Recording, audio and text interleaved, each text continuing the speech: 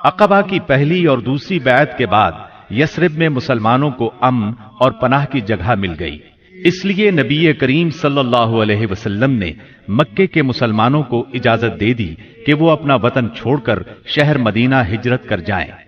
مکہ میں اب گنتی کے چند مسلمان رہ گئے تھے۔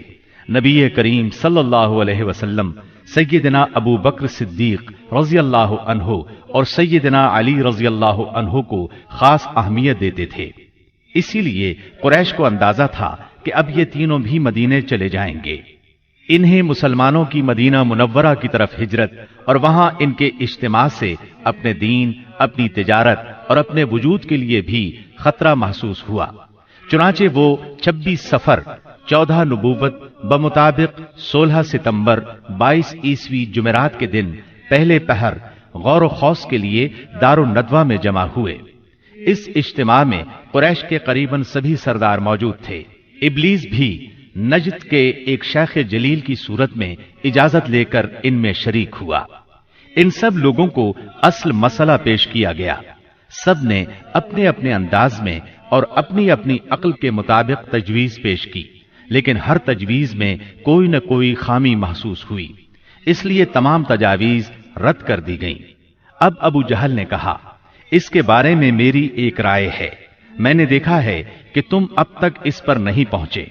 وہ رائے یہ ہے کہ ہم ہر قبیلے سے ایک مضبوط صاحب نسب اور باںکا جوان منتخب کریں، ان میں سے ہر ایک کو ایک ایک تلوار دیں، اس کے بعد سب کے سب اس شخص کا رخ کریں اور اسے ایک ہی وار میں اس طرح قتل کریں کہ سب کی تلواریں اس پر پڑیں۔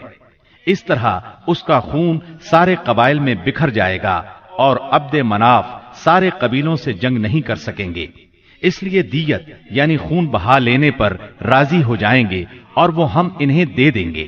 شیخ نجدی یعنی ابلیس نے فوراً کہا، یہ ہوئی بات جو اس جوان نے کہی، رائے ہو تو ایسی، باقی سب بیکار۔ باقی لوگوں نے بھی اس رائے کو منظور کیا اور پھر اس کی تیاری میں لگ گئے۔ ابو جہل کے اس شیطانی منصوبے پر عمل کرنے کے لیے ایک رات سب قبیلوں کے بہادر ہاتھوں میں تلواریں لیے رسول اللہ صلی اللہ علیہ وسلم کے گھر کے چاروں طرف چھپ کر کھڑے ہو گئے۔ یہ قریش کا مکر تھا، لیکن انہوں نے یہ مکر اللہ سبحانہ و تعالی کے مقابلے میں کیا تھا، اس لیے اللہ نے اس طرح کا وار کیا کہ وہ سمجھ بھی نہ سکے۔ چنانچہ جبریل علیہ السلام نازل ہوئے اور نبی صلی اللہ علیہ وسلم کو قریش کی سازش کی خبر دی، ہجرت کی اجازت دی، دن اور نکلنے کا وقت مقرر کیا اور قریش کے مکر کو رد کرنے کا پروگرام بنایا۔ چنانچہ فرمایا، جس بستر میں آپ سویا کرتے ہیں آج کی رات اس بستر پر نہ سوئیں۔ چنانچہ اس رات آپ نے سیدنا علی رضی اللہ عنہ کو اپنے بستر پر سلا دیا۔ کفار نے آپ کے بستر پر سیدنا علی رضی اللہ عنہ کو چادر تانے سوئے ہوئے دیکھا تو گمان کیا کہ آپ سو رہے ہیں، چنانچہ فخر اور غرور سے مٹکنے لگے اور آپ کی گھات میں بیٹھ گئے، تاکہ جب آپ اٹھ کر باہر نکلیں تو سب آپ پر ٹوٹ پڑیں۔ ادھر رسول اللہ صلی اللہ علیہ وسلم عین اس حالت میں کہ یہ لوگ آپ کے گھر کو گھیرے میں لیے ہوئے تھے باہر تشریف لائے۔ آپ اس وقت سورہ یاسین کی آیت 9 تلاوت فرما رہے تھے۔ وَجَعَلْنَا مِن بَيْنِ أَيْدِيهِمْ سَدًّا وَمِنْ خَلْفِهِمْ سَدًّا فَأَغْشَيْنَاهُمْ فَهُمْ لَا يُبْصِرُونَ۔ ہم نے ان کے آگے رکاوٹ کھڑی کر دی اور ان کے پیچھے رکاوٹ کھڑی کر دی، پس ہم نے انہیں ڈھانک لیا اور وہ دیکھ نہیں رہے ہیں۔ چنانچہ اللہ تعالیٰ نے ان کی نگاہیں پکڑ لیں اور وہ آپ کا قطعاً احساس نہ کر سکے۔ اس کے بعد آپ اپنے گھر سے اسی وقت ابو بکر صدیق رضی اللہ عنہ کے گھر تشریف لے گئے اور انہیں اللہ کے حکم کی خبر دی۔ ابو بکر صدیق رضی اللہ عنہ پہلے ہی ہجرت کے لیے تیار تھے، چنانچہ انہوں نے اپنا تمام اثاثہ 6000 درہم اور ستوؤں کا تھیلا لیا اور مکان کی ایک کھڑکی سے نکل کر دونوں حضرات نے یمن کا رخ کیا اور فجر کی پو پھٹنے سے پہلے سور نامی پہاڑ کے ایک غار تک جا پہنچے۔ کوہ سور مکہ معظمہ سے 5 میل دور جنوب مغرب میں واقع ہے۔ اس ویران پہاڑ میں ایک تنگ غار ہے، یہ غار سور کے نام سے مشہور ہے۔ یہ غار اب تک موجود ہے، مکے سے مدینہ شمال کی طرف ہے۔ قریش کا خیال تھا کہ آپ نے اپنا سفر شمال ہی کی طرف کیا ہوگا، لیکن آپ اپنے سفر کا آغاز مخالف سمت سے کر کے غار سور میں جا پہنچے۔ ابو بکر صدیق رضی اللہ عنہ بھی آپ کے ساتھ تھے، اس لیے انہیں یار غار کہا جاتا ہے۔ رسول اللہ صلی اللہ علیہ وسلم اپنے یار غار کے ساتھ 3 دن اور 3 راتیں غار سور میں رہے۔ رات کی تاریکی میں سیدنا ابو بکر صدیق رضی اللہ عنہ کے فرزند سیدنا عبداللہ بن ابی بکر رضی اللہ عنہ دشمنوں کی سرگرمیوں کی اطلاعات پہنچاتے رہے۔ ادھر سیدنا ابو بکر صدیق رضی اللہ عنہ کے غلام عامر بن فہیرہ بکریاں چراتے رہتے، اور جب رات کا ایک حصہ گزر جاتا تو ان بکریوں کو لے کر ان کے پاس پہنچ جاتے۔ اس طرح دونوں حضرات دودھ نوش فرما لیتے۔ پھر صبح سویرے ہی عامر بن فہیرہ بکریاں ہانک کر چل دیتے، اور وہ بکریوں کو عبداللہ بن ابی بکر رضی اللہ عنہ کے قدموں کے نشانات پر سے لے جاتے تاکہ وہ نشانات مٹ جائیں۔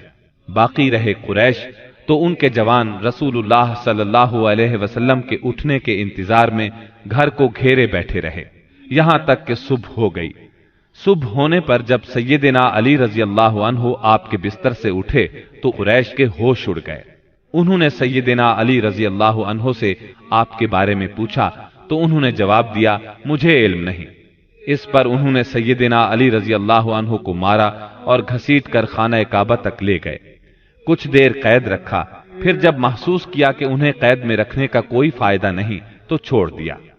اس کے بعد یہ لوگ سیدنا صدیق اکبر رضی اللہ عنہ کے گھر آئے۔ ان کی صاحبزادی سیدہ اسماء رضی اللہ عنہا سے ان کے بارے میں پوچھا۔ انہوں نے فرمایا، مجھے معلوم نہیں۔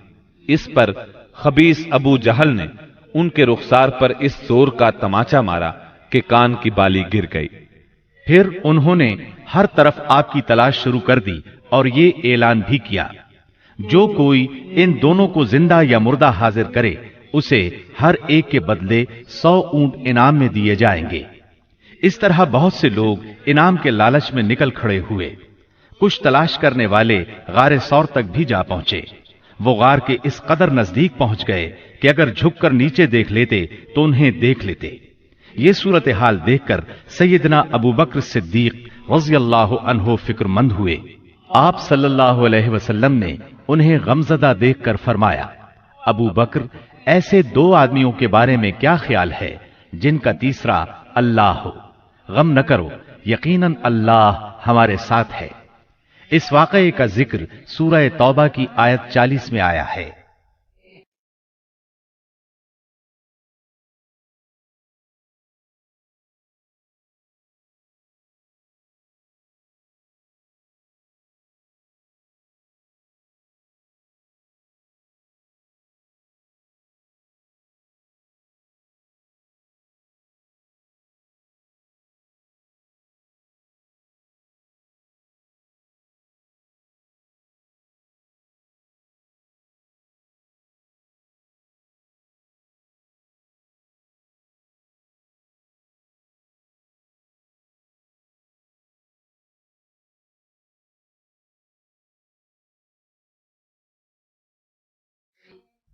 اگر تم اس کی مدد نہ کرو گے تو اس کی اللہ نے مدد کی ہے، جس وقت انہیں کافروں نے نکالا تھا کہ وہ 2 میں سے دوسرا تھا، جبکہ وہ دونوں غار میں تھے۔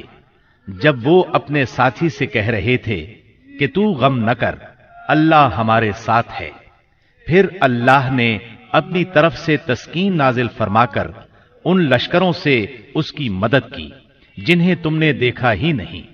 اس نے کافروں کی بات کو پست کر دیا، اور بات تو اللہ ہی کی بلند ہے، اور اللہ زبردست حکمت والا ہے۔ پیر کی رات ربیع الاول 1 ہجری کو نبی کریم صلی اللہ علیہ وسلم غار سور سے باہر تشریف لائے۔ آپ نے ایک شخص عبداللہ بن عریقت کو اجرت پر رہنمائی کے لیے مقرر کر لیا تھا۔ یہ شخص اگرچہ قریش کے دین پر تھا، لیکن اس پر آپ کو اعتماد تھا۔ وہ وعدے کے مطابق 2 سواریاں لیے جبل سور کے دامن میں آ گیا اور رسول اللہ صلی اللہ علیہ وسلم اور سیدنا ابو بکر صدیق رضی اللہ عنہ نے کوچ کیا۔ ان کے ساتھ عامر بن فہیرہ بھی تھے۔ عبداللہ بن عریقت آپ کو لیے پہلے جنوب کی جانب یمن کے رخ پر دور تک چلا، پھر مغرب کی طرف مڑا اور ساحل سمندر کا رخ کیا۔ ساحل کے قریب پہنچ کر وہ شمال کی طرف مڑ گیا اور ایک ایسے راستے پر چلا کہ اس پر کوئی مشکل ہی سفر کرتا تھا۔ دوسرے دن یہ مختصر سا قافلہ ایک خیمے کے پاس پہنچا۔ یہ خیمہ قدید کے اطراف میں مشلل کے علاقے میں تھا۔ مشلل مکہ معظمہ سے 130 کلومیٹر کے فاصلے پر ہے۔ اس خیمے میں ایک عورت موجود تھی۔ آپ نے اس عورت سے فرمایا، تمہارے پاس کھانے کے لیے کچھ ہے؟ اس نے معذرت کی اور بتایا، میری بکریاں چرنے کے لیے گئی ہیں۔ خیمے میں آپ کو ایک بکری نظر آئی۔ وہ بہت کمزور تھی، ریوڑ کے ساتھ نہیں جا سکتی تھی، اس لیے خیمے میں موجود تھی۔ اس کے تھنوں میں نام کو بھی دودھ نہیں تھا۔ رسول اللہ نے فرمایا، اگر آپ اجازت دیں تو ہم اس بکری کا دودھ دوہ لیں۔ یہ سن کر اس نے کہا، اس بکری میں دودھ کہاں؟ آپ نے فرمایا، آپ اجازت تو دیں۔ اس نے اجازت دے دی۔ آپ نے اسے دوہا تو دودھ سے ایک برتن بھر گیا۔ برتن اتنا بڑا تھا کہ ایک پوری جماعت مل کر اس کو اٹھا سکتی تھی۔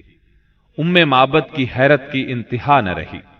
آپ نے پہلے اسے دودھ پلایا، جب وہ سیر ہو گئی تو اپنے ساتھیوں کو پلایا۔ جب وہ بھی سیر ہو گئے تو آپ نے دودھ نوش فرمایا۔ پھر اس برتن کو تھنوں کے نیچے رکھ کر دودھ دوہا۔ وہ برتن دوبارہ بھر گیا۔ برتن ام معبد کے پاس چھوڑ کر آپ آگے روانہ ہوئے۔ بکریاں چرا کر جب اس عورت کا خاوند گھر آیا تو دودھ سے بھرا برتن دیکھ کر حیران ہوا۔ دریافت کرنے پر ام معبد نے ساری بات کہہ سنائی۔ نبی صلی اللہ علیہ وسلم کا حلیہ سر سے لے کر پاؤں تک اور بات چیت کا انداز تک اسے بتایا۔ یہ سن کر ابو معبد بول اٹھا، یہ تو واللہ صاحب قریش ہیں۔ میرا ارادہ ہے کہ آپ کا ساتھ اختیار کروں، اور کوئی راستہ ملا تو ایسا ضرور کروں گا۔ کہا جاتا ہے کہ دونوں میاں بیوی کچھ عرصے بعد مدینہ منورہ پہنچے اور اسلام کی دولت سے مالا مال ہوئے۔ آپ قدید سے آگے بڑھے۔ ادھر سراقہ بن مالک بن جوشم مدلجی نے قریش کے انعام کا اعلان سن کر لالچ میں آ کر اپنے گھوڑے پر آپ کا پیچھا کیا اور قدید تک پہنچ گیا۔ آپ کے نزدیک پہنچا تو اس کا گھوڑا پھسل گیا۔ سراقہ نیچے آ گرا۔ وہ اٹھا اور فال کے تیر نکالے۔ دیکھنا چاہتا تھا کہ اسے کوئی نقصان تو نہیں پہنچنے والا۔ تیر وہ نکلا جو ناپسندیدہ تھا، لیکن اس نے بری فال کی پرواہ نہ کی۔ پھر سوار ہو کر آگے بڑھا۔ وہ اس حد تک قریب پہنچ گیا کہ آپ کی قرات کی آواز سنائی دینے لگی۔ آپ نے اس طرف کوئی توجہ نہ کی، جبکہ سیدنا ابو بکر صدیق رضی اللہ عنہ بار بار مڑ کر دیکھ رہے تھے۔ ایسے میں اچانک اس کے گھوڑے کے اگلے دونوں پاؤں زمین میں دھنس گئے، یہاں تک کہ گھٹنوں تک جا پہنچے اور وہ ایک بار پھر نیچے گرا۔ سراقہ نے گھوڑے کو ڈانٹا، اسے بڑی مشکل سے کھڑا کیا، اس کے پاؤں زمین سے نکالے۔ جب وہ سیدھا کھڑا ہوا تو اس کے پاؤں کے نشانات سے دھوئیں جیسا غبار آسمان کی طرف اڑ رہا تھا۔ سراقہ نے پھر فال کے تیر نکالے، پھر وہی ناپسندیدہ تیر نکلا۔ اس سے اس پر زبردست خوف اور روب طاری ہو گیا اور اسے یقین ہو گیا کہ رسول اللہ صلی اللہ علیہ وسلم کا معاملہ غالب آ کر رہے گا۔ چنانچہ وہ پکار اٹھا، مجھے امان دی جائے۔ آپ صلی اللہ علیہ وسلم اور آپ کے ساتھی ٹھہر گئے۔ یہ آپ کے نزدیک چلا آیا اور بتلایا کہ قریش نے کیا طے کیا ہے اور وہ خود کس ارادے سے آیا تھا۔ پھر اس نے سامان سفر اور مال کی پیشکش کی۔ آپ نے کچھ لینے سے انکار فرمایا، البتہ اس سے فرمایا، تم ہمارے بارے میں کسی کو نہ بتانا۔ سراقہ نے پروانہ امن کا مطالبہ کیا۔ آپ نے عامر بن فہیرہ کو حکم دیا اور انہوں نے چمڑے پر لکھ دیا۔ پھر سراقہ وہاں سے واپس پلٹا اور جو کوئی آپ کی تلاش میں ملا اس سے کہتا گیا، میں اس طرف کی کھوج لے چکا ہوں، یہاں تمہارا جو کام تھا میں کر چکا ہوں۔ اس طرح تلاش کرنے والے اس راستے پر آگے نہ بڑھ سکے، واپس لوٹتے چلے گئے۔ راستے میں رسول اللہ صلی اللہ علیہ وسلم کو بریدہ بن حسیب اسلمی ملے۔ یہ اپنی قوم کے سردار تھے۔ قریش نے جس زبردست انعام کا اعلان کر رکھا تھا، اسی کے لالچ میں نبی صلی اللہ علیہ وسلم اور سیدنا ابو بکر صدیق رضی اللہ عنہ کی تلاش میں نکلے تھے، لیکن جب رسول اللہ صلی اللہ علیہ وسلم سے سامنا ہوا اور بات چیت ہوئی تو نقد دل دے بیٹھے اور اپنی قوم کے 70 آدمیوں سمیت وہیں مسلمان ہو گئے۔ پھر اپنی پگڑی اتار کر نیزے سے باندھ لی، جس کا سفید پھریرا ہوا میں لہرا رہا تھا اور بشارت سنا رہا تھا کہ امن کا بادشاہ، صلح کا حامی، دنیا کو عدالت اور انصاف سے بھرپور کرنے والا تشریف لا رہا تھا۔ آپ وادی ریم میں پہنچے تو سیدنا زبیر بن عوام سے ملاقات ہوئی۔ یہ مسلمانوں کے ایک تجارتی قافلے کے ساتھ شام سے واپس آ رہے تھے۔ انہوں نے رسول اللہ صلی اللہ علیہ وسلم اور ابو بکر صدیق رضی اللہ عنہ کو سفید پارچجات پیش کیے۔ سوموار 8 ربیع الاول 14 نبوت بمطابق 1 ہجری 23 ستمبر 622 عیسوی کو رسول اللہ صلی اللہ علیہ وسلم قباء میں داخل ہوئے۔ Subscribe now and press the bell icon. Never miss an update.